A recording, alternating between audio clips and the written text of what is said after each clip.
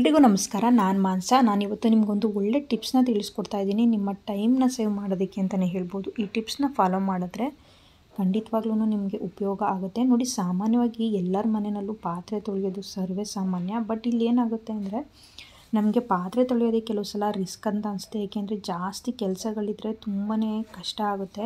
So ಏನು ಮಾಡಬೇಕು ಅಂದರೆ, ನಾವು ಪಾತ್ರೆ ತೊಳಿಬೇಕಾದ್ರೆ ಅಂದರೆ ಅಡುಗೆ ಮನೆಯಲ್ಲಿ ಪಾತ್ರೆ ತೊಳೆದ ತಕ್ಷಣ ಈಗ ಒಂದು ಟಬ್ಬಿಗೆ ಹಾಕಿ ಇಟ್ಕೊಂಡ್ಬಿಟ್ರೆ ಅಷ್ಟು ಪಾತ್ರೆಗಳನ್ನ ಮಾತ್ರ ನಾವು ಯೂಸ್ ಮಾಡ್ಕೋಬೋದು. ಮತ್ತು ಸ್ಟ್ಯಾಂಡ್ಗಳಲ್ಲೆಲ್ಲ ನಾವು ತುಂಬ ಪಾತ್ರೆಗಳನ್ನ ಇಟ್ಕೊಂಡಿರ್ತೀವಿ. ಈ ಥರ ಇಟ್ಕೊಳ್ಳೋದು ಬೇಡ. ನಿಮ್ಮ ಮನೆಯಲ್ಲಿ ಎಷ್ಟು ಜನ ಇದ್ದೀರಾ ಅದಕ್ಕೆ ತಕ್ಕನಾಗಿ ನೀವು ಸ್ವಲ್ಪ ಪಾತ್ರೆಗಳನ್ನ ಹೀಗೆ ಕಡಿಮೆ ಇಟ್ಕೊಂಡ್ರೆ ಸಾಕಾಗುತ್ತೆ. ಯಾಕೆಂದರೆ ಜಾಸ್ತಿ ಇಟ್ಕೊಂಡ್ರೆ ಏನಾಗುತ್ತೆ ಅಂದರೆ, ನಾವು ಪಾತ್ರೆಗಳನ್ನ ಕೆಲವು ಸಲ ವಾಶ್ ಮಾಡೋದಿಲ್ಲ, ಅಲ್ಲಿರೋವಂಥ ಪಾತ್ರೆಗಳನ್ನೇ ತೊಗೊತಾ ಇರ್ತೀವಿ. ಸೊ ಅದ ಕಾರಣ ಇದನ್ನು ಅವಾಯ್ಡ್ ಮಾಡ್ಬೋದು.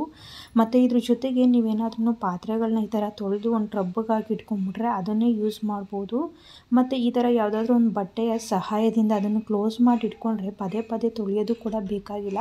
ಅಲ್ಲಿ ಯಾವುದೇ ಥರ ಡಸ್ಟ್ಗಳನ್ನು ಕೂಡ ಆಗೋದಿಲ್ಲ. ಸೊ ಅದಕ್ಕೋಸ್ಕರ ಈ ಟಿಪ್ಸ್ನ ನಾನು ನಿಮಗೆ ತಿಳಿಸ್ತಾ ಇದ್ದೀನಿ. ಈ ಥರ ಸ್ವಲ್ಪ ಅವಾಯ್ಡ್ ಮಾಡ್ಕೊಂಬಂದರೆ ನಮಗೆ ತುಂಬಾ ಸಹಾಯ ಆಗುತ್ತೆ. ಜಾಸ್ತಿ ತೊಳೆಯೋ ಥರ ಇರೋದಿಲ್ಲ. ನೋಡಿ, ಈ ಥರ ಮೊಟ್ಟೆನ ಸರ್ವೇ ಸಾಮಾನ್ಯ ಎಲ್ಲರೂ ಬೇಯಿಸ್ಕೊಂಡು ಡಿಫ್ರೆಂಟ್ ಆಗಿರೋಂತಹ ಅದರಲ್ಲಿ ರೆಸಿಪಿಗಳನ್ನು ಕೂಡ ಮಾಡ್ಕೊತಾ ಇರ್ತೀರ, ಅಂದರೆ ಮೊಟ್ಟೆ ಕಟ್ ಮಾಡೋದಕ್ಕೆ. ಸೊ ನಾನಿವತ್ತು ಇಲ್ಲಿ ಏನು ತಿಳಿಸ್ತಾ ಇದ್ದೀನಿ ಅಂದರೆ, ಈ ಥರ ರೆಸಿಪಿ ಮಾಡೋದಕ್ಕಾಗಿರ್ಬೋದು ಅಥವಾ ಮೊಟ್ಟೆನ ಡಿಫ್ರೆಂಟಾಗಿ ಗಾರ್ನಿಷ್ ಮಾಡೋದಕ್ಕಾಗಿರ್ಬೋದು, ಈ ಥರ ಮಾಮೂಲಿ ಬಟ್ಟೆ ಹೊಲಿಯುವಂತಹ ದಾರ ಇರುತ್ತಲ್ಲ, ಇದನ್ನು ತಗೊಂಡು ಈ ರೀತಿ ಕಟ್ ಮಾಡಿಕೊಂಡ್ರೆ ತುಂಬಾ ಚೆನ್ನಾಗಿ ಬರುತ್ತೆ.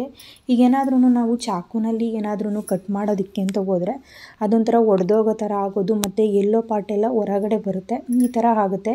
ನೋಡಿ, ಈ ಥರ ಥ್ರೆಡ್ ಸಹಾಯದಿಂದ ನೀಟಾಗಿ ಹಿಂಗೆ ಕಟ್ ಮಾಡಿಕೊಂಡ್ರೆ ಅದು ನೋಡೋದಕ್ಕೂ ಚೆನ್ನಾಗಿರುತ್ತೆ, ನೀಟಾಗೂ ಕಾಣುತ್ತೆ. ಹಾಗೆ ನಾವು ಈ ಬಾಯ್ಲ್ಡ್ ಆಗಿರೋವಂತಹ ಇಗ್ಗಲ್ಲಿ ಯಾವುದಾದ್ರು ರೆಸಿಪಿ ಮಾಡೋದಕ್ಕೆ ತುಂಬಾ ಚೆನ್ನಾಗಿರುತ್ತೆ. ನಾನು ಕೂಡ ಈ ಥರ ಒಂದು ಟ್ರಿಕ್ಸ್ನ ಒಂದು ಹೋಟೆಲಲ್ಲಿ ನೋಡಿದೆ, ಅದಕ್ಕೆ ನಿಮಗೆ ತಿಳಿಸ್ಕೊಡ್ತಾ ಇದ್ದೀನಿ. ನೋಡಿ, ಈ ಚಳಿಗಾಲದಲ್ಲಿ ಶೂ ಓಡಿಸೋದು ಮತ್ತು ಯಾವುದಾದ್ರೂ ಬಟ್ಟೆ ಒಣಗಿಸೋದು ಈ ಥರ ತುಂಬ ಕಷ್ಟಗಳ ಕೆಲಸ ಇದ್ದೇ ಇರುತ್ತೆ. ಶೂ ವಾಶ್ ಮಾಡಬೇಕಾಗಿರುತ್ತೆ, ತುಂಬಾ ಗಲೀಜಾಗಿರುತ್ತೆ, ಬಟ್ ಬೇಗ ಒಣಗೋದೇ ಇಲ್ಲ. ಅದರಲ್ಲಿರುವಂತಹ ನೀರಿನ ಅಂಶ ಎಲ್ಲ ಸೇರಿಸ್ಕೊಂಡು ಕೆಲವು ಸತಿ ಬಿಸಿಲು ಜಾಸ್ತಿ ಇಲ್ಲದೆ ಇರೋದ್ರಿಂದ ಸ್ಮೆಲ್ ಈ ಥರ ಎಲ್ಲ ಬರ್ತಾ ಇರುತ್ತೆ. ಸೊ ಇದಕ್ಕೆ ಇದೊಂದು ಬೆಸ್ಟ್ ಟಿಪ್ ಅಂತಲೇ ಹೇಳ್ಬೋದು. ನೋಡಿ, ಈ ಥರ ಕವರ್ಗಳನ್ನ ತುಂಬ ಎಸಿತಾನೆ ಇರ್ತೀವಿ, ವೇಸ್ಟ್ ಮಾಡ್ತಾ ಇರ್ತೀವಿ. ಅದನ್ನು ಇಟ್ಕೊಂಡು ಈ ಥರ ಒಂದು ದಾರಕ್ಕೆ ಕ್ಲಿಪ್ನ ಸಹಾಯದಿಂದ ಹಿಂಗೆ ಹ್ಯಾಂಗ್ ಮಾಡಿಬಿಟ್ಟು ಶೂನ ಈ ರೀತಿ ನಾವು ಪ್ಲೇಸ್ ಮಾಡಿದ್ರೆ ಏನಾಗುತ್ತೆ ಅಂದರೆ, ಅಲ್ಲಿ ಒಳಗಡೆ ಇರುವಂತಹ ನೀರೆಲ್ಲ ಫುಲ್ ಸೋರ್ಕೊಂಡು ಅಲ್ಲೇ ಆಲ್ಮೋಸ್ಟು ಒಣಗೋದಕ್ಕೆ ಸ್ಟಾರ್ಟ್ ಆಗುತ್ತೆ. ಸೊ ಅದಕ್ಕೋಸ್ಕರ ಚಳಿಗಾಲದಲ್ಲಿ ಈ ಒಂದು ಟಿಪ್ನ ಫಾಲೋ ಮಾಡಿ, ತುಂಬಾ ಯೂಸ್ಫುಲ್ ಆಗುತ್ತೆ.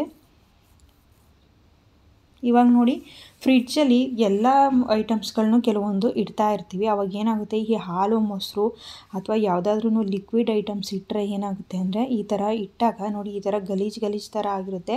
ಎಷ್ಟೇ ಕ್ಲೀನ್ ಮಾಡ್ಕೊತಾ ಹೋಗ್ತಿದ್ರು ಈ ಥರ ಹಾಗೆ ಆಗುತ್ತೆ. ಅದಕ್ಕೆ ಏನು ಮಾಡಬೇಕು ಅಂದರೆ, ನಿಮ್ಮ ಮನೆಯಲ್ಲಿ ಹಳೆಯ ಇರೋವಂತಹ ಬ್ಯಾಂಗಲ್ಸ್ಗಳು ಸಾಮಾನ್ಯ ಇದ್ದೇ ಇರುತ್ತೆ, ಯೂಸ್ ಮಾಡ್ದೇ ವೇಸ್ಟ್ ಮಾಡಿರ್ತೀವಿ ಅಥವಾ ಬಿಸಾಕ್ತಿರ್ತೀವಿ.